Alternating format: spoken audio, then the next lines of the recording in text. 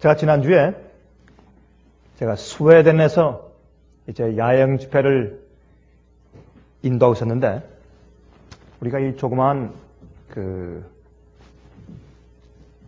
청소년 캠프를 우리가 빌렸습니다. 근데 그 캠프장의 주인이 그만 실수로 우리가 지난주에 한 주일 동안 이제 빌려서 야영 집회를 하는데, 그 주인이 어떻게 깜빡했는지 컴퓨터로 예약을 잘못했는지 두 팀을 한꺼번에 예약을 한 겁니다. 그래서 거기 이제 있는 방들과 식당과 부엌시설 같은 것들이 다 한정되어 있는데, 두 팀을 예약했는데 우리 팀 말고 다른 팀들은 저희 집회에 참석한 사람보다 숫자가 배나 돼요. 청년들이 이제 그 옆에 이제 호수가 있으니까 이제 카누도 즐기고 또 놀기 위해서 독일에서 이제 청년들이 큰 버스를 대절해서 왔습니다. 그러니 나가라고 할 수도 없잖아요. 독일에서 왔는데. 물론 저희 집회 온 사람들은 스웨덴 사람들도 오고 또 노르웨이에서 오고 또 덴마크에서 오고 이렇게 해서 세 나라에서 모인 사람들인데, 그래서 이게 어떻게 해야 되는가 참. 그래서 우리가 도착을 했는데 그 주인이 와서 참 사정을 하면서 이거 어떻게 될지 모르겠다고 이제 이렇게 사정을 하면서 참 난처한 기색을 했습니다. 그래서 우리가 이제 제가 좀 사람들한테 좀 모이라 그랬습니다. 거기 그 책임자들 몇 명 모이라 그래서 우리 기도합시다. 하나님께 기도하고, 여기에 있는 이 청년들의 이 떠드는 소리와 노래소리와 또 그런 분위기 속에서 우리 집회할 수가 없으니까 하나님께서 다른 장소를 주시든지 아니면 우리만 이 장소를 쓸 수 있도록 해주시든지, 물론 주인이 실수한 것이지만 그러나 절대로 항의하지 마십시오. 우리 하나님께 기도합시다. 모여서 간절히 기도한 다음에 제가 이런 얘기를 좀 해줬습니다. 저는 어려운 경험을 자주 고비를 넘기다 보니까 이제는 한 가지 제게 생긴 습관이 생겼는데, 그것은 뭐냐면 어려움이 생길 때 패닉하지 않고 불평하거나 또 이상한 말하지 않고 자 조용하게 이번엔 하나님께서 어떻게 역사하실까 하고 가만히 기다려보는 것이 굉장히 흥미로운 일이 됐다고 저에게 그렇게 간증을 했어요. 그래서 하나님께서 이번엔 어떻게 역사하실까라고 흥미있게 바라보는 그런 습관이 내게 생겼다. 그것은 여러 가지 어려운 경험을 많이 겪다 보니까 이제 하나님께서 제게 이제 그 정도의 믿음은 허락하신 것 같다 저렇게 얘기를 했습니다. 그래서 모든 분들이 다 동의한 다음에 조용히 기도했습니다. 근데 벌써 그 다른 팀이 들어와서 냉장고에 갔다 말이죠. 뭐 맥주니 뭐 이상한 별고기가 나 있어요. 쪼꼬레시니 그냥 잔뜩 갖다 채워놨어요. 먼저 미리 와서 조용히 한 가정, 두 가정, 10명, 20명, 30명, 50명, 60명 계속 우리 팀들이 모이고 있는데 참석하려고 오자마자 짐을 풀지 못하고 다 차 안에 기다리고 있는 것이다. 기도하면서 우리가 집회 시작하기 전에 저녁에 한 6시 반부터 이제 시작을 해야 할 텐데 한 5시 반 정도 되니까 이 청년들이 냉장고에 있는 음식을 전부 꺼내요. 다 꺼내더니 자기들 버스가 다 채우는 거예요. 다 채우고서 자기 짐들을 갖다가 다 싸가지고 전부 다시 버스를 타는 거예요. 그래서 왜 그런가? 이상하다. 그랬더니 이 청년들이 한 얘기가 우리가 보트를 탈 수 있는 더 좋은 장소를 발견했다고.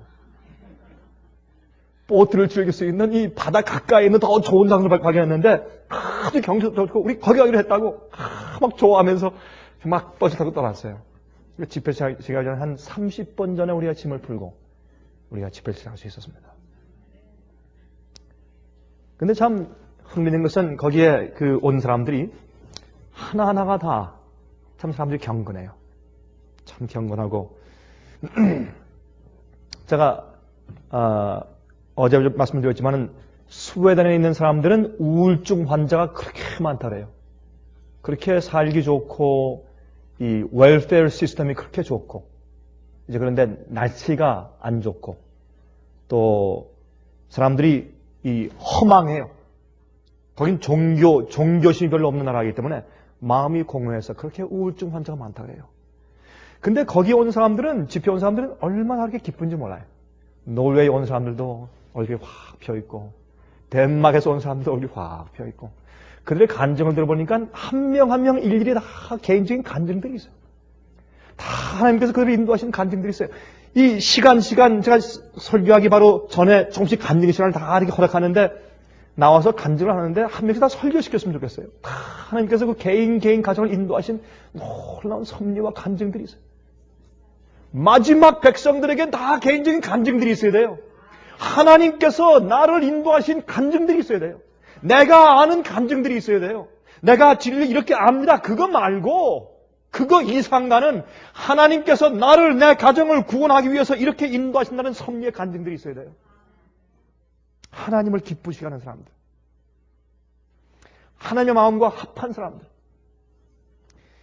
사람들이 우리가 기대했던 것보다 더 많이 와서 거기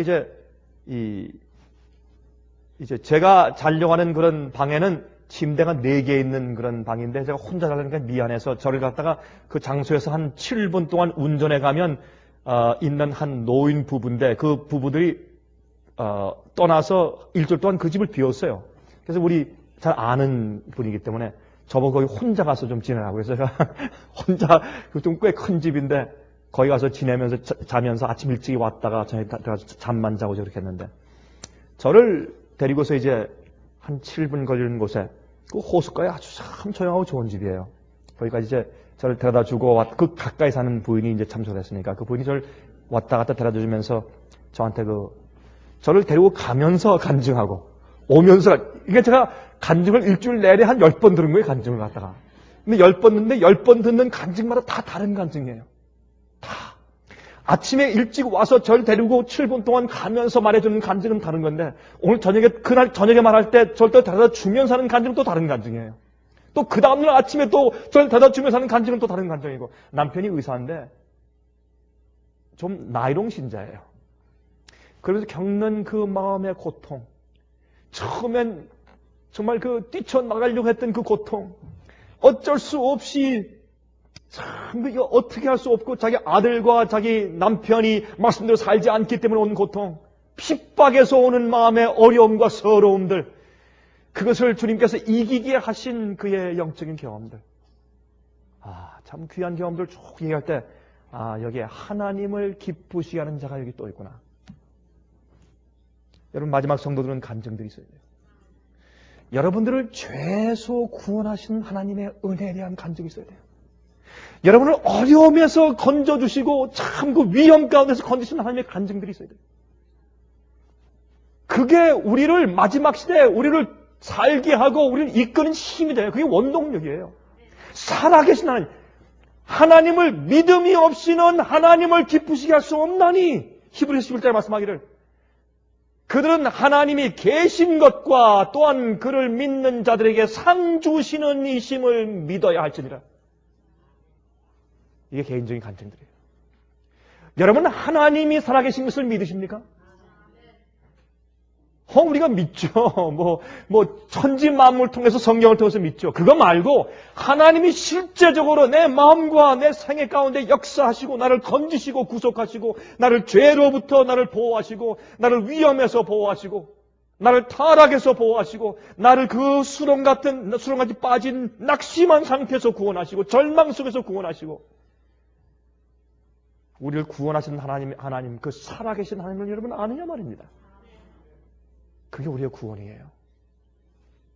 두 번째, 그런 하나님께서 마지막에 상 주시는 것. 우리가 행한 대로 갚아주시는 것. 악한 자들은 주님께서 할 수 없이 그들이 행한 대로 갚아주실 수밖에 없지만은, 그러나 끝까지 하나님의 눈에 보이지 않을 때, 절망스러울 때도 주님을 믿는 믿음과 주님께서 살아계신 것과 끝내는 보상해 주실 것을 믿고 끝까지 믿음으로 신실하게 따라 죽도록 충성하고 어린 양을 따라 살던 사람들에게 주님께서 상급을 주실 것에 대해서 여러분 믿으시냐 말입니다. 이러한 자들이 하나님을 기쁘시게 하는 자들입니다. 여러분, 요한계시록 6장을 좀 펴서 보시겠습니다. 요한계시록 6장 14절부터 17절까지 있는 말씀을 읽어보십니다. 요한계시록 6장 14절부터 17절까지. 하늘은 종이축이 말리는 것 같이 떠나가고 각 산과 섬이 제자리에서 옮기우매 땅의 임금들과 왕족들과 장군들과 부자들과 강한 자들과 각 종과 자주자가 굴과 산 바위 틈에 숨어 산과 바위에게 이르되 우리 위에 떨어져 보좌에 앉으신 이의 낯에서와 어린 양의 진노에서 우리를 가리우라. 그들의 진노의 큰 날이 이르렀으니 누가 능히 서리하더라. 여기 참 이상한 얘기가 나와요. 여기 6제인에 설명할 때 예수께서 오시는 재림의 징조를 설명하시면서 그 징조 앞에서 떠는 악인들의 모습을 여기 설명해. 근데 그들이 이 어린 양의 진노에서 우리를 가리우라. 산아 바위야 우리 머리에 떨어져라. 내가 볼 수 없다. 내가 어린 양의 임재 앞에 설 수가 없다. 두려움 가운데 소리 지르는 것을 그들이 여기서 설명하고 있습니다. 그런데 어린 양이 무섭습니까, 여러분? 어린 양. 정말 그 아름답고 티 없는 정말 이노선트한 그런 어린 양의 모습 앞에서 어떻게 두려움이 생길 수가 있습니까? 하나님은 태우시는 불입니다. 하나님은 소멸하는 불이라고 성경은 설명하고 있습니다. 하나님 앞에 서려면 죄가 없어야 합니다. 하나님 앞에 서려면 하나님과 그 사람의 마음이 하나가 되어 있어야 합니다. 그래야 주 앞에 설 수 있습니다. 그렇지 않으면 주님은 태우는 불이 됩니다. 주님은 너무나 거룩하신 분이기 때문에, 너무나 의로운 분이기 때문에 죄인은 그 앞에 설 수가 없습니다. 이 사실을 오늘날 많은 그리스도인들이 이해하지 못하고 예수의 이름만 부르고 있습니다. 얼마나 그들이 앞으로 예수께서 오시는 날 크게 당혹하면서 그들이 놀라서 뒤로 넘어져서 낭패당할지 모르겠습니다. 많은 사람이 믿다가 불에 태워 죽임을 당할 것입니다. 얼마나 슬픈 일입니까? 얼마나 슬픈 일입니까? 마태복음 24장 30절 31절 보십시다. 마태복음 24장 30절 31절에 이런 말씀이 기록되어 있습니다. 그때에 인자의 징조가 하늘에서 보이겠고 그때 땅의 모든 족속들이 통곡하며 그들이 인자가 구름을 타고 능력과 큰 영광으로 오는 것을 보리라. 저가 큰 나팔소리와 함께 천사들을 보내리니 저희가 그 택하신 자들을 하늘 이 끝에서 저 끝까지 사방에서 모으리라 하겠습니다. 예수님께서 이 땅에서 당신의 백성들을 참된 이스라엘 백성들을 이 땅 끝에서 저 땅 끝까지 이르러서 다 사방에서 긁어 모으시고 승천해서 데리고 올라갔을 때 그때 여기 보면 말하기를 그때 모든 땅의 모든 족속이 통곡하며 영광으로 오는 주님을 볼 것이라 했어요. 이 땅에는 모든 사람들의 각인의 눈이 예수님의 오심을 본다고 요한계시록 1장을 설명해요. 1장 7절에. 그러나 그들 가운데 보는 사람 가운데 대부분이 어떻게 해요? 그 광경을 보면서 통곡하며 울 것이라고. 왜? 그들이 준비되어 있지 못합니다. 하나님께서 타락한 인류를 다시 영원히 살도록 데리러 오시는 그 아름답고 놀라운 영광의 순간에 많은 사람들이 통곡한단 말입니다. 산아 바위야 내 머리에 떨어져서 나를 좀 가려달라. 내가 그 앞에 설 수가 없다. 성경은 말하기를 어린 양의 진노의 날이라. 여러분 이 말은 참 어울리지 않는 얘기예요. 어떻게 어린 양과 진노가 어울리는 단어입니까? 전혀 어울리지 않는 단어입니다. 맞지 않는 단어입니다. 이건 잘못된 프레이즈예요. 그러나 성경은 말하기를 어린 양의 진노의 날에. 지금은 예수님은 우리의 죄를 세상 죄를 지고하는 하나님의 어린 양이십니다. 그러나 은혜 시간이 끝나면 예수께서 오실 때 그날은 진노의 날입니다. 그 앞에 누가 능히 설 것인가? 라고 설명합니다. 여러분, 하나님께서 우리 인간을 초청하시고 데리고 영원히 살게 하시려고 주님께서 우리를 부르시면서 이 땅에 오시는 하나님의 음성 앞에 두려워 숨는 사람들이, 통곡하는 사람들이 많이 생긴다고 그 말입니다. 그건 왜 그럴까요? 여러분, 우리가 이 시간 말이죠. 창세기에 돌아가서 하나님의 음성을 듣고 숨은 인간의 첫 역사를 좀 살펴보도록 하십시다. 제일 먼저 인간이 왜 숨었는지 한번 좀 보십시다. 창세기 3장을 좀 펴서 보십시다. 창세기 3장 8절부터 11절까지 있는 말씀을 제가 읽겠습니다. 창세기 3장 8절부터 11절까지입니다. 그들이 아담과 해와죠. 날이 서늘할 때에, 이 말은 그 한나절의 저녁이란 말입니다. 한나절이 끝날 때에 그런 뜻이죠. 그날이 서늘할 때에 동산에 거니시는 여호와 하나님의 음성을 듣고, 여기 말하기를 하나님께서 동산에 거니신다고 했습니다. 영어 성경에 하나님께서 walking in the garden. He was walking in the garden. 걸으신단 말입니다. 여러분, 에녹이 하나님과 300년 동안 어떻게 했다고요? 동행했다고. 그것도 he walked with God. 하나님과 같이 걸음해. 얼마 동안? 300년 동안. 그 이후에 그가 이 땅에 더 이상 있지 아니하더라 그랬습니다. 바로 여러분, 범죄한 다음에 인간들은 두려워서 무서워서 숨습니다. 그러나 하나님은 인간과 함께 걷기 위해서 오셨습니다. 여러분, 예수님께서 이 땅에 오셨을 때, 베들레헴의 말구 위에 누우셨을 때, 예수님은 인간과 함께 걷기 위해서, 같이 지내기 위해서 오신 생명의 떡 만나였습니다. 예수님은 우리 인간이 보고서 두려워서 떨고 숨어서 피할 수 있도록 오신 것이 아니라, 우리 인간과 똑같은 입장에서 당신의 영광과 큰 진리를 속에 감추시고 인간의 타락한 몸을 쓰시고 그것을 가리우신 다음에 이 땅에 오셨지 않습니까?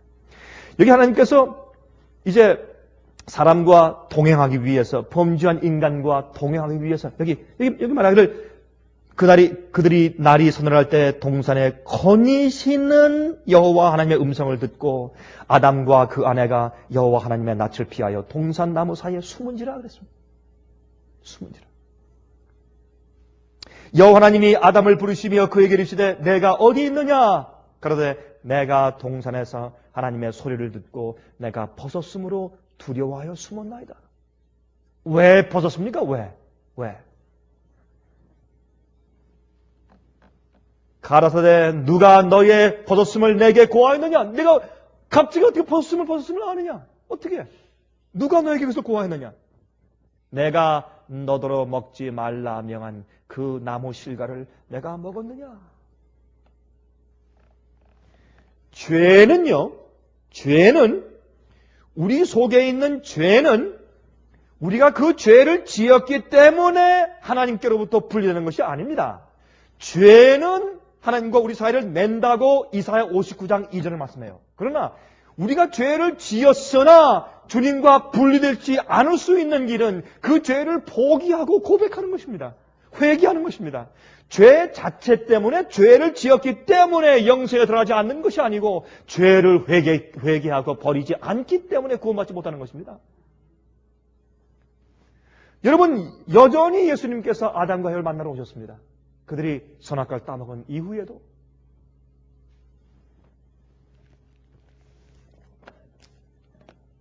그들이 죄를 지었으므로 숨었습니다. 여러분, 아모스에 그렇게 말씀했죠. 두 사람이 서로 어떻게 하지 아니하고 의합지 아니하고 어찌 동행하리요. 여러분, 우리 마음 가운데 죄가 있으면 하나님과 동행할 수가 없습니다. 같이 걸을 수가 없습니다. 여러분 마음 가운데 여러분이 알고 있는 죄가 있어요. 근데 여러분이 회개하고 고백하고 주님께 고하지 않았습니다. 왜 안 고하는 줄 아십니까? 그 죄를 그 죄를 그칠 마음이 없어요. 제가 어떻게 아느냐고요? 제가 해봐서 알아요. 저도 해봐서 알아요.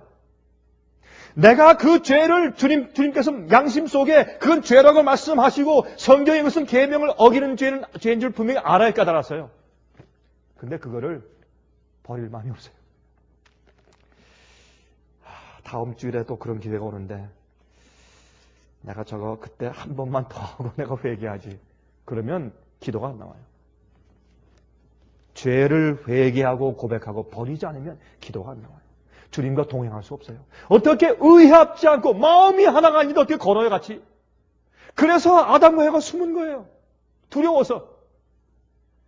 그때 하나님께서 아담과 하와를 오라고 한 다음에 그가 다시 그들이 다시 하나님과 걸을 수 있는 길을 설명해 주세요. 그때 그들이 몰랐어요. 이제 그들이 죽는 줄 알았어요. 끝인 줄 알았어요. 하나님께서 말씀하기를 그러나 너희는 기만당한 자들이야. 마귀에게서. 너희가 속았어. 그래서 내가 너에게 다시 기회 준다.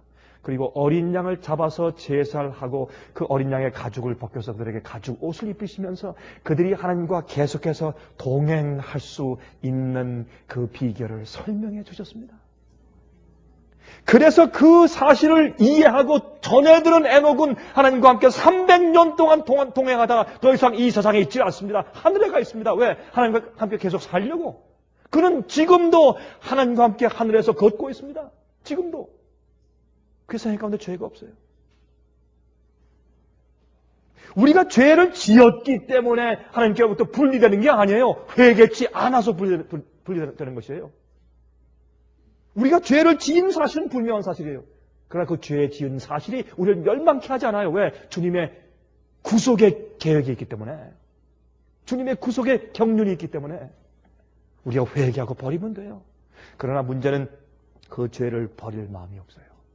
그 죄를 버리면 자기에게 큰 손해가 온다든지 아니면 어떤 인간적인 죄의 소욕의 재미가 없어진다든지 무슨 개인적인 이유가 있어요. 그래서 그 죄를 포기하잖아요. 그럴 때 주님과 하나가 될 수 없습니다. 그런 자들의 마음 가운데는 두려움과 어려움밖에 없어요.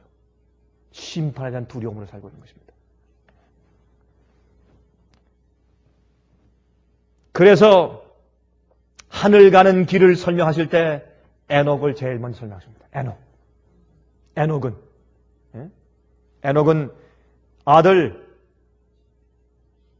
무드셀라를 65세에 무드셀라를 낳은 다음에 300년 동안 그가 하나님과 동행한 다음에 나중에 하나님께서 그를 데려가심으로 세상에 있지 아니하더라. 이것이 구원받는 비결이에요. 이것이 하늘 가는 길이에요. 그거밖에 없어요.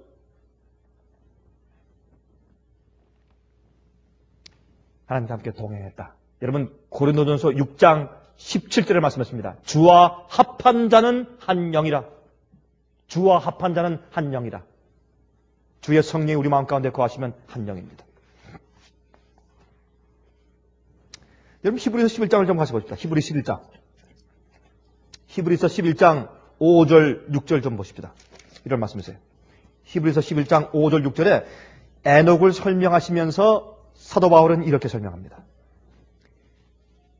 믿음으로 에녹은 죽음을 보지 않고 옮기었으니, 여러분 이거 구원 아니에요? 그렇죠? 우리는 지금 매일매일마다 예수 그리스도의 피의 보혈의 은혜를 통해서 그 능력을 통해서 죄로부터 구원받습니다. 매일. 그러면 우리에게 맺히는 자연스러운 결과는 거룩한 열매입니다. 거룩한 열매는 우리 목표가 아니에요. 우리가 죄로부터 매일 예수 그리스도의 은혜를 통해서 구원의 경험을 매일 경험하면 자연히 맺히는 것이 거룩한 열매예요. 성령의 열매예요.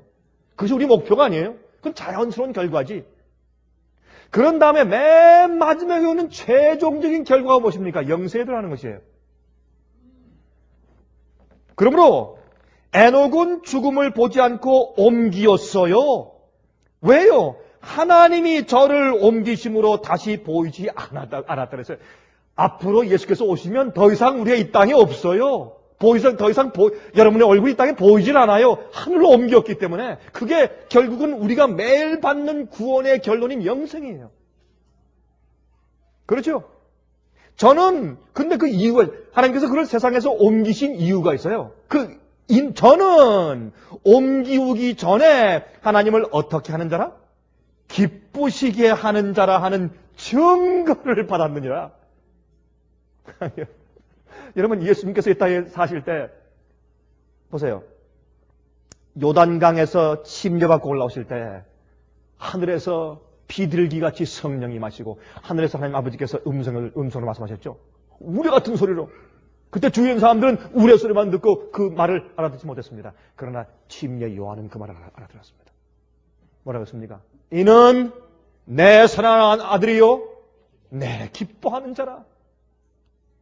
그래서 예수님은 우리 생의 모분이요. 그래서 성경은 말하기를 우리가 이 땅에서 하늘로 옮겨올 수 있는 그 비결은 뭐냐면 하나님을 기쁘시게 하는 자라는 증거를 받는 것이라 이렇게 설명합니다. 성경은. 그래서 죽음 맛보지 않고 살아서 승천했어요. 특별히 앞으로 살아서 승천할 마지막 세대에게 이 말은 굉장히 중요한 것입니다. 주님과 동행하는 사람들, 그래서 하나님을 기쁘시게 하는 자라고 인정받는 사람들. 그 밑에 6절에 근데 어떻게 하면 하나님을 기쁘시게 할 수 있는 것인가 말합니다. 6절에 믿음이 없이는 기쁘시게 못하나니 하나님께 나아가는 자는 반드시 옵션이 아니에요. 그 중에 하나가 아닙니다. 반드시 그가 계신 것과 또한 그가 자기를 찾는 자들에게 상 주시는 이심을 믿어야 할지니라. 그가 계신 것과. 여러분이 죄를 지려고 할 때 예수님의 임재를 옆에 느끼면 죄 질 수 있습니까? 여러분, 죄 질 수가 없어요. 남의 멱살 잡을 수가 없어요. 예수님께서, 하나님께서 계신 것과, 하나님께서 계신 것인 것 알아. 그거 모르는 사람 누가 있어요? 다 알지. 그거 말고 하나님께서 계신 것을 믿는 것, 그거는 동행한단 말이에요. 주님과 항상 옆에서 워킹은 뭡니까? 왼발 내디디고 그 다음에 또 오른발 또 왼발, 계속적인 끊임없는 스텝 바이 스텝에 같이 걷는 것을 의미합니다. 계속적인 일련의 움직임을 말해요. 그냥 거기 서 있는 것이 아니에요. 계속적으로 주님께서 인도하신 대로 발을 맞춰서 따라가는 것을 의미합니다. 주님께서 우리와 함께 동행하기 원하세요. 주님의 마음에 합하지 않고 주님과 같이 살지 않는 그리스도인들은 머리로 하나님을 알지만 다 멸망당할 사람들이에요. 불쌍한 사람들이에요. 하나님을 모르는 사람들. 하나님께서 옆에 계신 것을 정말 느끼고 산다면 그들은 계명을 어길 수가 없습니다. 그들이 실수하여 범죄에 쓰러져도 금방 일어나고 금방 주 앞에 회개하고 금방 죄를 습득할 수밖에 없어요. 그들이 죄의 습관 가운데 그냥 머물러 있을 수가 없어요. 그런 사람들은 하나님을 모르는 사람들이에요. 지식적으로 하는 사람들은 하나님을 모르는 사람들이에요. 그 사람은 그 속에는 하나님이 없어요. 또 상 주실 것을 믿는다. 여러분, 내 생애 가운데 어떤 일이 생겨도 주님께서 나를 버리신 것 같은 절망의 경험을 할지라도 주님께서 저 끝에 주님께 신실하고 주님을 찾는 자들에게 상 주실 것을 믿으면 결단코 자기의 신실함에서 고삐를 늦추지 않을 것입니다. 어떤 일이 생겨도 그들은 끝까지 견디면서 살 것입니다. 의인은 믿음으로 말미암아 살 것이라. 믿음으로 끝까지 사는 것입니다. 이것이 하나님과 동행하는 사람의 이야기입니다. 에녹이 장미꽃밭만 걸은 것이 아니에요. 어려운 경험들이 많이 있었을 것이에요. 시련들이 있었을 것이에요. 핍박이 있었을 것이에요. 조롱이 있었을 것이에요. 멸시가 있었을 것이에요. 어려운 일이 생겼을 것이에요. 하나님께서 그에게 무슨 아름다운 장미꽃밭만 잘 걷게 300년 동안 그렇게 인도하신 것으로 생각하십니까? 절대로 그렇지 않을 것입니다. 성경은 그 얘기를 자세히 기록하지 않지만 우리가 하늘에 가서 좀 만나서 물어보십시다. 우리가 똑같은 시련들을 그도 겪었을 것입니다. 그러나 그는 끊임없이 300년 동안 하나님과 함께 걸었다 했습니다. He walked with God. 하나님과 동행했다. 여러분, 찾지 않으셔도 되는데 한번 들어보십시오. 사도행전 17장 31절, 이는 정하신 사람으로 하여금 천하를 공의로 심판한 날을 작정하시고 이에 저를 죽은 자 가운데서 다시 살리신 것으로 모든 사람에게 믿을 만한 증거를 주셨습니다 하니 그랬습니다. 주님께서 천하를 공의로 심판한 날을 작정하셨다. 여러분 이 사실 믿으십니까? 로마서 2장 4절부터 16절, 혹 내가 하나님의 인자하심이 너를 인도하여 회개케 하심을 알지 못하여 그의 인자하심과 용납하심과 길이 참으심의 풍성함을 멸시하느뇨. 다만 내 고집과 회개치 아니한 마음을 따라 진노의 날 곧 하나님의 의로우신 판단이 나타나는 그날에 임할 진노를 내게 쌓는도다. 하나님께서 각 사람에게 그 행한 대로 보응하시되 참고 선을 행하여 영광과 존귀와 썩지 아니함을 구하는 자에게는 영생으로 하시고 오직 당을 지어 진리를 행치 아니하고 불의를 쫓는 자에게는 노와 분으로 하시리라. 악을 행하는 각 사람의 영에게 환난과 곤고가 있으리니 그랬습니다. 우리 거기까지만 읽으십니다. 주님께서 주님을 따르고 순종하는 백성들에게 앞으로 상급을 가지고 있어요. 이것을 주님께서 살아계신 것을 믿는 자들은, 매일 주님과 동행하는 자들은 죄 가운데 머물러 있지 않습니다. 그가 실수하여 넘어질지라도 죄 가운데 절대로 머물러 있지 않습니다. 그들은 죄를 고백하고 회개하고 버리는 자들이에요. 또 그들은 주님께서 앞으로 우리에게 베푸실 상급을 바라보는 자들이기 때문에 그들은 결단코 낙심하지 않습니다. 눈에 주님께서 보이지 않아도 끝까지 진리를 위해서 따라 살 수 있는 사람들입니다. 여러분, 결국은 주님께서 우리가 주님과 함께 영원히 살 수 있는 자들로 만드시기 위해서 주님께서 우리와 함께 오셔서 동행하시기로 매일 주님께서 초청하십니다. 나 함께 걷자. 나 함께 걷자. 결국엔 우리 속에서 죄가 없어져 버려요. 죄가 영원히 사라져 버려요. 은혜 시간이 끝나기 전에 우리 속에서 죄가 사라져 버려요.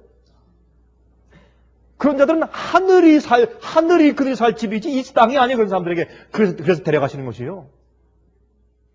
그 다음에 천년기 이후에 이 땅에 새하늘과 새 땅을 만드신 다음에 다시 데려와서 자, 이제 됐다. 이제 에덴 동산으로 회복했으니까 자, 살아라.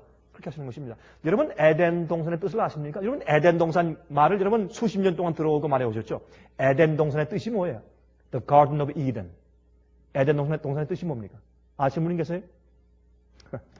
여러분, 에덴 동산의 뜻은 The Garden of Pleasure. 기쁨. 예? 쾌락, 행복, 그런 garden, 그런 뜻이에요. 왜 그래요?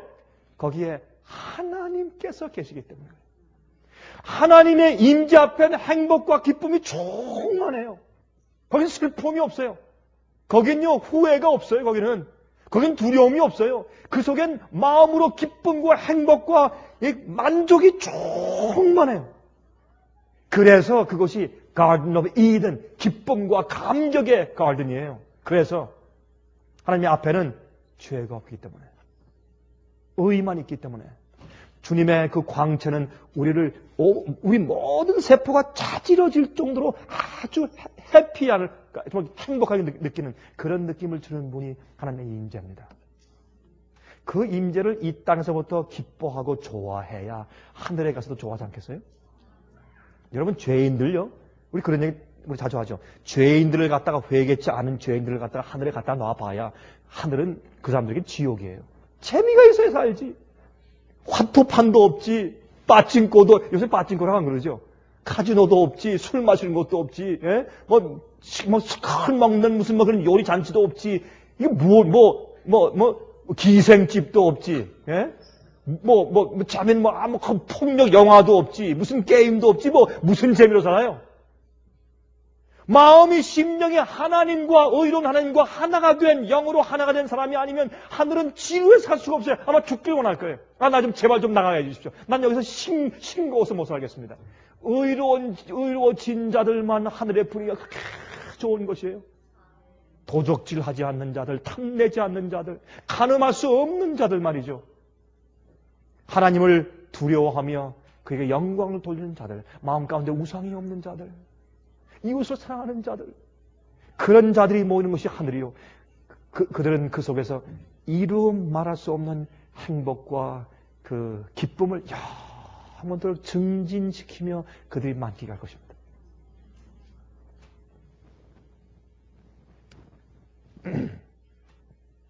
여러분, 어떻게 해야 남녀가 부부가 서로 기쁘게 서로 해줄 수 있을까요? 여러분, 성경은 말이죠, 하나님과 우리의 관계를 남편과 아내의 관계로 말씀하시죠. 교회와 하나님을 그러죠. 남편과 아내. 그러면 남편과 아내가 말이죠, 어떻게 해야 서로 기쁘게 해줄 수 있을까요? 여러분들은 대부분이 지금 남편과 아내들이신데 어떻게 하면 서로 여러분들 그 많은 경험들 가운데서 어떻게 생각하세요? 어떻게 우리가 서로 기쁘게 해줄 수 있습니까? 어떻게 우리가 기쁩니까? 결혼 생활에서.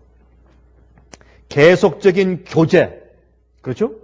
계속적인 커뮤니케이션이 단절돼 버리면 남편이 아내한테 하고 싶은 말을 다 할 수 있는 그런 관계가 돼요.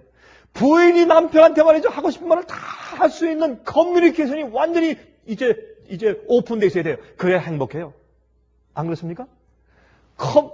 아이고, 내가 남편한테 이거 해야 되나 말아야 되나, 숨겨야 되고 말이죠. 감춰야 되고 말이죠. 다 어려우니까 말이죠. 이거 하면 남편 또 무슨 화를 낼까, 무슨 성을 낼까, 무서워가지고 감춰야 되고. 이거 할 때 무슨 행복이 있고 무슨 기쁨이 있어요, 여러분. 그건 깨어진 삶이에요. 그렇죠? 부인은 남편한테 무슨 말인지 몽땅 다 할 수 있어야 돼요. 여보, 내가 이번에 2만 불 날려버렸어. 그런 말도 할 수 있어야 돼요, 남편한테. 그때 남편이 그 말을 듣고서 마음이 아프지만 그러나 부인을 끌어안고서 여보, 우리 기도합시다. 이렇게 돼야 돼요. 그래야지 기쁨이 있죠? 여러분, 아멘 안 하세요? 그 사실 그 사실이 그래요. 실수와 죄를 찾지 않는 부부 사이가 돼야 돼요. 남편이 아내한테 또 이걸 또 알면 내 부인도 한 1조 동안 파가지고 있겠지. 그럴 때 어떻게 기쁨이 있어요? 그 가정에 말이죠. 예? 그건 안 되는 거예요. 완전한 오픈된 교제와 커뮤니케이션의 경험이 있어야 돼요. 계속적인. 여러분과 하나님의 사이가 어떻습니까? 여러분 그런 기도와 교통이 있으세요? 많은 그리스도인들이 껍데기만 그리스도인이요. 진짜 그리스도인이 아니에요. 하나님과 교통이 없어요. 하나님과 기도하는 게 뭔지 몰라요. 여러분 정말 하나님을 아세요? 마음 가운데? 정말 기도하고 아세요? 하나님을? 무슨 문제인지 전부 다 얘기할 수 있고 주님의 음성을 듣는 그런 관계에 있어요, 여러분. 또 항상 언약 가운데 있어요. 이 covenant, 언약 가운데 있어야 돼요. 그렇죠? commitment. 자기를 남편과 아내가 몽땅 다 바치는 commitment. 그 언약 가운데 있어야 돼요. 자, 우리 남편이 이번에 저기 LA로 여행 가는데 이번에 가서 어떻게 정말 신실할까? 혹시 옛날 애인 만나고 오는 것이 아닐까? 그래가지고 어떻게 그 부부 사이가 기쁠 수가 있겠어요? 예? 어떻게 우리가 하나님을 기쁘시게 하는 자가 될까요? 우리가 어떻게 남편이 아내가 남편에게 서로 기쁘시게 하는 자가 될 수 있을까요? 똑같은 원칙이에요, 여러분. 이상한 생각하지 마세요. 어렵게 생각하지 마세요. 똑같은 원칙이에요. 관계를 통해서 언약에 들어가고 언약의 경험을 통해서 결혼에 들어가지 않습니까? 똑같은 경험이요. 하나님께서 우리가 걸으실 때 제일 처음엔 좀 서먹서먹하죠. 기도할 때 아래 말씀도 서먹서먹해요. 말씀을 읽을 때도 잘 이해가 안 돼요. 그러나 계속 주님과 데이트를 계속 해나가면서 주님과 익숙해져요. 모든 말을 다 할 수 있게 돼요. 주의 말씀을 이해하게 돼요. 하나가 돼요. 주님을 하루라도 보지 않으면 마음 가운데 서운해서 견딜 수가 없어요. 똑같아요. 그래서 성경은 말하기를 동행이라서 말해서 동행 같이 걷는다. 여러분 그 두 남녀가 말이죠. 이제 연애를 하죠. 연애를 할 때 편지를 쓰고 전화하고 요새는 편지 안 써요. 다 이메일 하지.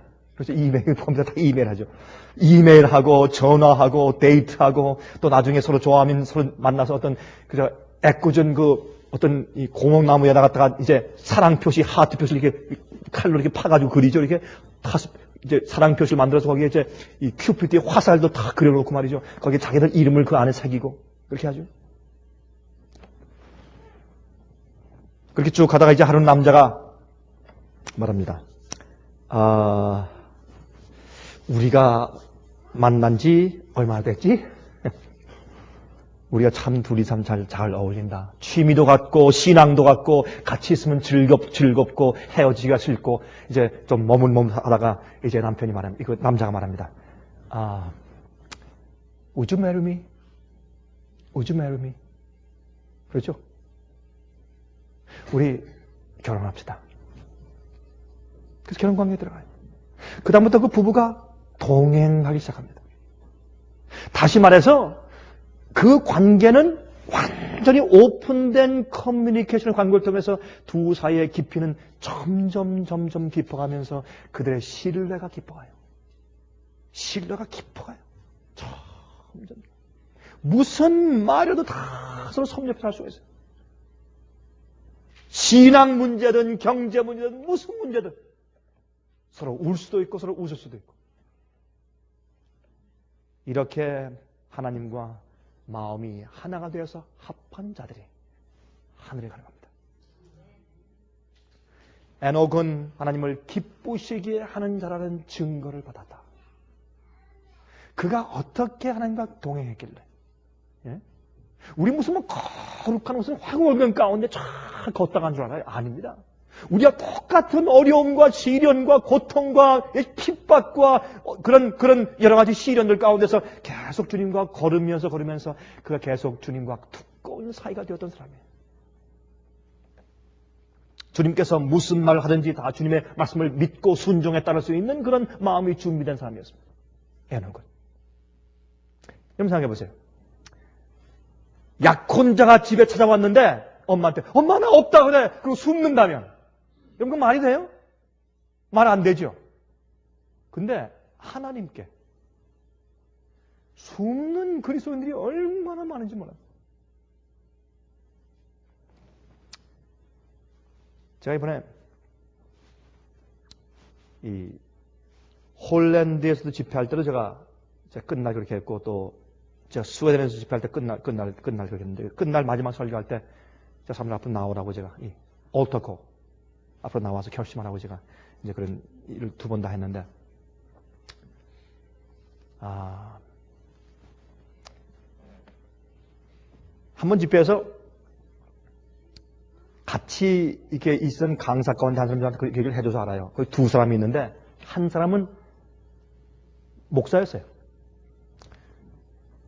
또 신학 박사 학위를 공부하는 중에 있는 사람이고 진리를 알아요. 얼마 전에 부인에게서 이혼당한 경험을 했어요. 그 마음에 아주 슬픔과 아픔이 많이 있는 사람이에요. 근데 계속 집에 참석했어요. 또 한 사람이 있는데 한 사람은 제 설교를 많이 통역을 해준 사람이에요. 참 똑똑한 사람이에요. 근데 그 사람도 진리를 잘 아는 사람인데 아직까지 하나님께 커미트먼트가 없어요. 완전히 자기 자신을 주 앞에 바치는 경험이 아직 없어요. 우리가 2, 3년 속에 기도합시다. 한 번은 제가 말씀을 끝낸 다음에 맨 마지막 시간에 제가 간절히 호소했어요. 아직 침례받지 않은 사람도 있습니까? 나오십시오. 2 청년이 나왔어요. 참 기뻤어요. 아직까지 마음을 주 앞에 천적으로 굴복한 경험이 아직 없는 사람이 있습니까? 있었지만 그 경험을 잃어버려서 지금은 좀 마음에 냉랭한 경험이 있는 사람들. 이제 주 앞에 정말 많이 죄를 지었기 때문이 아니라 마음을 주님께 온전히 바치지 않았기 때문에 주님과 함께 외인으로 살고 있는 사람들. 지금 나오시기 바랍니다. 저 사람들이 일어나서 눈물을 흘리면서 헌신했어요. 다시 주 앞에 마음을 바치겠다고. 계속 마음을 바치고 동행해온 사람들도 내가 계속해서 하겠다. 그러니까 가만히 지켜볼 때 기도하던 그 2 사람이 끝내 일어나잖아요. 나중에 일어나게 났지만 가만히 보니까 그건 형식적이에요. 남들 눈치 보기 때문에. 그러나 한 가지 아는 것은 그들 마음 가운데 진정으로 주 앞에 한 번도 마음을 전적으로 다 꺾어서 굴복한 경험이 없어요. 그러한 그리스도인들이 얼마나 많은지 몰라요. 한 번도 자기 마음과 자기 뜻과 정성과 자기 사랑을 주 앞에 온전히 굴복해서 주님이시여 난 주님의 것입니다. 난 주님의 뜻대로 살겠습니다. 그런 커미트먼트를 한 번도 해본 적이 없는 그리스도인들이 많이 있어요.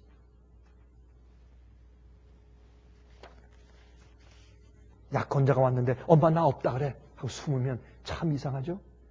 그런 그리스도인들이 이 세상에 너무나 많아요. 하나님을 기쁘시게 하는 증거를 받아야 우리가 하늘에 갑니다.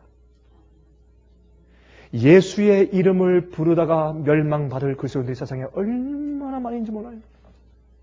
주님과 계속해서 은밀하게 주님과 함께 동행해온 경험이 없는 사람들.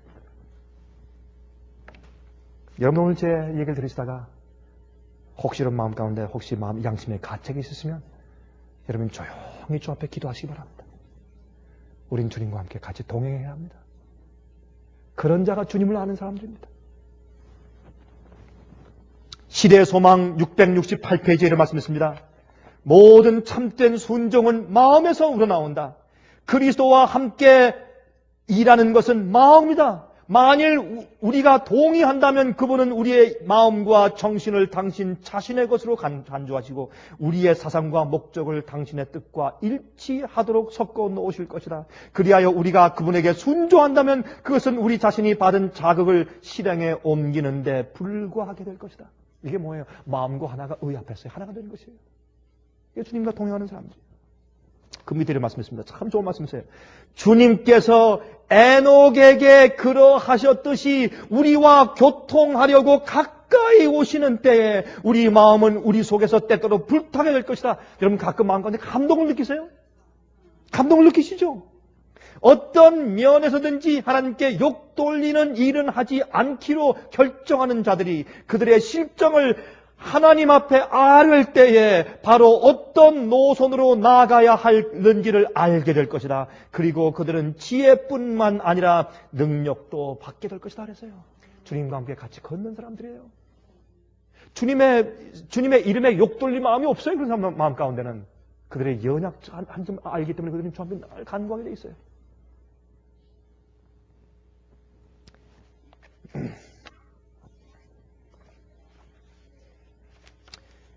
교회에 보내는 증언이라는 책 5권 80페이지에 다음과 같은 말씀이 있습니다. 미국에 크게 키질을 하는 일이 있을 때 우리는 이스라엘의 능력을 보다 더 잘 측정할 수 있게 될 것이다. 주님께서 당신의 손에 키를 가지고 계신다는 것과 그분께서 타작마당을 철저히 정결하게 하실 것이라는 사실을 나타냈을 때가 가깝다는 징조들이 보인다.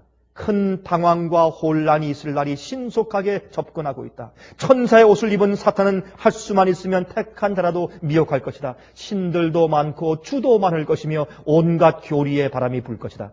주님께서는 성실한 종들을 갖고 계시는데 그들은 흔들고 시험하는 시기에 드러나게 될 것이다. 앞으로 이제 곧 환란이 올 때 그때 진실된 주의 종들, 주님과 함께 동행해온 사람들, 하나님을 기쁘시게 하는 자들이란 증거를 받은 사람들은 그때 다 드러납니다. 그들이 정말 누군지. 바알에게 무릎을 꿇지 않은 숨은 고귀한 사람들이 오늘날 있다. 그들은 그대들에게 집중적으로 비춰온 빛을 갖지 못했다. 그러나 거칠고 매력없는 표면 이면에 있는 진정한 그리스도의 품성의 순결한 빛이 드러나게 될 것이다. 낮에 우리는 하늘을 쳐다볼지라도 별들을 보지 못한다. 별들은 물론 하늘에 고정되어 있다. 그러나 눈으로 그것들을 분별해낼 수 없다. 밤에 우리는 별들의 진정한 빛을 바라볼 수 있게 되는 것이다.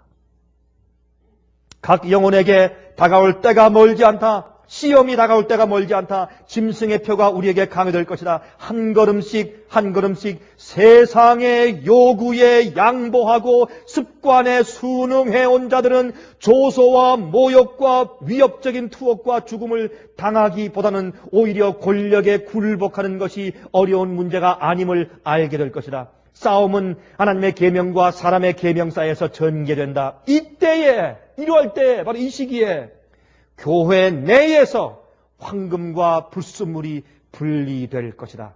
참된 경건은 경건의 모양과 경건의 외부적 장식과는 분명히 구분될 것이다. 그랬습니다. 자, 이번에 네덜란드에서 말이죠. 홀랜드에서 집회하는데 한 300명 정도 모인 집회인데 지금 설교하고 있는데 제 바로 앞에서 세 번째 줄 정도에 앉아있는 한 30대 후반 된 좀 젊은 분이에요. 30대 후반 된 젊은 분인데 하여튼 제 집에서 그렇게 말씀을 잘 들어요. 잘 듣는데 그날 이상하게 졸더라고요. 좀 왜 조나 좀 안타까운 마음으로 좀 말씀을 하고 있는데 조는데 점점 심하게 조는데 나중엔 느낌에 이게 조는 게 아니라 이게 좀 이상하다. 나중에 졸다가 나중에 목이 뒤로 팍 꺾어지면서 그냥 옆으로 넘어지는데 여러분 그 저 에필랩시 그 간질 같은 현상이 나타나는 거예요. 이 목이 뒤로 꺾어지는 소리가 딱 소리가 나요. 이렇게 되는 소리가. 저는 이거 처음 봤어요. 지금 설교는 도중인데 한 사람이 딱 하면서 옆에 쓰러져 보세요. 여러분 얼마나 참 놀래는가. 저도 놀래고 사람들이 다 놀래고 옆에 거꾸러졌어요.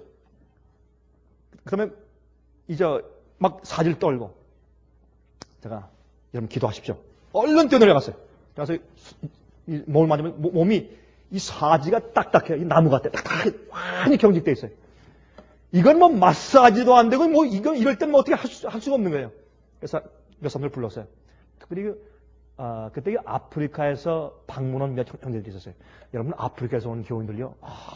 열렬해요. 여러분 그 사람들이 물론 그 사람들의 그 백그라운드와 컬처가 그렇지만 참 열렬해요. 와서 그 사람들이 붙잡고 기도하는데 아브라함이 하나님이시여 하고 기도하는데 그들의 기도가 얼마나 열렬한지 그 텐트를 다 울려요. 얼마나 그 사람들이 붙들고 기도하는데 몇 번 기도하니까 조용히 부르면서 그 사람이 일어나요. 조용히 일어났어요. 앉아서 말씀을 끝냈어요. 여러분이시여, 마귀는 주의 말씀을 듣지 못하게 하기 위해서 각 개인들과 영혼들에게 얼마나 많이 역사하는지 몰라요. 얼마나 많이. 우리의 마음과 우리의 에너지를 전부 다 빼앗을 수 있도록 하기 위해서 시련을 통해서, 시험을 통해서, 어려움을 통해서 별 일들을 다 하고 있어요.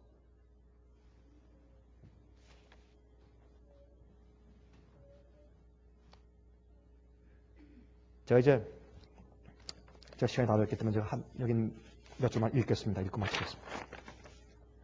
들어보세요. 각 시대의 대쟁투란 책의 영문 636페이지와 부터 638페이지에 있는 말씀을 제가 조금 골라서 이제 읽어드리겠습니다. 이렇게 말씀드렸어요. 승리와 조소와 저주의 함성을 들으면서 악인들의 무리가 그들의 노획물에게 달려들려 할 그때 밤의 어두움보다 더욱 짙은 암흑이 온 땅을 뒤덮는다. 여러분 이때가 무슨 때인지 아시죠? 마지막 은혜 시간이 끝난 다음에 하늘에 중보자가 없을 때 마지막 7장 내릴 때 그때 야곱의 환란 때 마지막 환란 때 그때 무지개가 나타나 하나님의 보좌에서 비치는 영광으로 빛나며 모든 하늘로 뻗치어 마치 기도하고 있는 무리를 둘러주는 것처럼 보인다. 그때 말이죠. 조롱하던 그들의 부르짖음은 사라진다. 그들은 살기 등등한 분노의 동기를 잊어버린다. 그들은 무서운 예감으로 하나님의 언약의 상징을 주목해보고 압도적으로 찬란한 빛에서 피하려 한다. 그때 주의 백성들은 위를 쳐다보라 하는 분명하고 음악적인 소리를 듣는다. 그 다음에 그들은 스데반처럼 하늘을 응시하게 된다. 하늘이 열리면서 예수님께서 계세요. 누구요? 그들과 함께 항상 옆에서 동행하시던 그분 말이에요. 하늘에 계세요. 이런 음성이 들려요. 거룩하고 흠이 없고 순결한 자들이여 나오라. 그들은 나의 인내의 말을 지켰으므로 천사들과 함께 다닐 것이다. You will be walking with my holy angels. 그 말이에요. 영어로. 너희들은 천사들과 함께 거룩한 자들과 함께 동행할 것이다. 왜? 이 땅에서 너희가 죄 많은 세상에서 나와 함께 동행했기 때문에. 그때 그들의 떨린 입술에서 의인들의 입에서 승리의 함성이 터져나와요. 하나님께서는 한밤중에 당신의 백성을 구원하시기 위하여 능력을 나타내신다. 갑자기 태양이 나타나서 혁혁히 빛나고 징조와 기사들이 신속하게 번갈아 일어난다. 의인들은 그것들이 그들의 구원의 표징임을 깨닫고 엄숙한 환희로 바라보지만은 악한 자들은 그 광경을 공포와 경향으로 바라본다. 여러분 아까 제가 처음에 시작할 때 읽었죠? 요한계시록 6장의 말씀. 오 산하 바위야 내 머리에 떨어져서 어린 양의 진노 나라서 나를 좀 가려달라. 무서워서 공포에 떨 때 주의 백성들은 그것이 주께서 그들을 구원하러 오시는 징조인 것을 보고 기뻐하는 것입니다. 얼마나 큰 차이입니까, 여러분? 그때 위에서 이제 음성이 들립니다. 이것이 요한계시록 16장 17절 얘기예요. 거기서 다 되었다는 많은 물소리와 같은 하나님의 음성이 들려온다. 그것이 뭐예요? 악인들에게 베푸신 주님의 7 대접, 7 재앙이 끝났어요. 다 이루었어요, 이제. 심판이 지나갔어요. 그 음성은 하늘과 땅을 진동시킨다. 큰 지진이 일어난다 그랬어요. 바다에서는 사나운 물결이 서로 부딪히고 그 다음에 이제 큰 우박이 쏟아지고 감옥의 벽들이 무너지고 믿음 때문에 속박되었던 하나님의 백성들이 해방되고 나중에 무덤이 열리고 땅의 티끌 가운데 자는 자 중에서 많이 깨어서 영생을 얻는 자도 있겠고 수욕을 받아서 무궁히 부끄러움을 받을 입을 자들도 있을 것이다. 셋째 천사의 기별을 믿고 죽은 사람들은 모두 영화롭게 된 몸으로 무덤에서 나와 하나님의 율법을 지킨 자에게 주는 하나님의 평화의 언약을 듣는다 그랬습니다. 짙은 구름은 여전히 하늘을 덮고 있다. 그러나 태양은 때때로 구름을 뚫고 마치 원한에 찬 하나님의 눈처럼 나타난다 그랬습니다. 이런 두려울 때 그 뒤에 보십시오. 이런 말씀되어 있습니다. 조금 전까지도 그처럼 무모하고 교만하고 도전적이며 하나님의 계명을 지키는 백성들에게 잔인하게 함으로써 의기양양하던 자들은 이제 놀라서 어쩔 줄을 모르고 떨며 무서워한다. 그들이 통곡하고 통곡하는 소리는 사방에서 나는 소리를 제압하고 들려온다. 마귀는 그리스도의 신성을 인정하고 그분의 권능 앞에서 떤다. 악인들만 아니에요. 마귀도 떤다. 마귀도 떨어요. 그때 사람들은 자비를 탄원하고 공포에 사로잡혀서 부복한다. 이때 주님께서 인정하신 자들은 이 세상에서 주님과 함께 같이 살면서 걸으면서 하나님을 기쁘시게 하는 자라고 증거를 받은 사람들만. 여러분들 그때까지 끝까지 여러분 그때가 곧 옵니다. 그때까지 끝까지 견디면서 믿음으로 사시기를 간절히 바랍니다.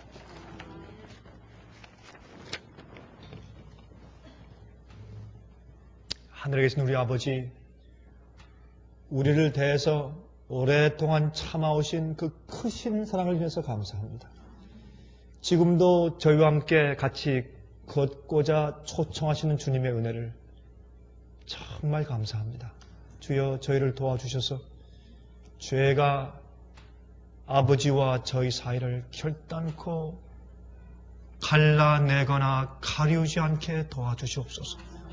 저희가 연약하여 쓰러질지라도 죄를 품고 있지 않게 하셔서 저희를 죄로부터 매일 구속하여 주시옵소서. 세상의 시련과 칼이나 창이나 어떠한 어려움도 어떻게 우리를 주님의 사랑에서 끊을 수가 있겠습니까? 저희를 도와주셔서 끝까지 견디는 믿음을 주시고 결국은 우리 모두에게 하나님을 기쁘시게 하는 자라는 증거를 받을 수 있게 저희를 도와주시옵소서. 살아계신 예수 그리스도의 거룩하신 이름을 의지하여서 간절하게 기도합니다.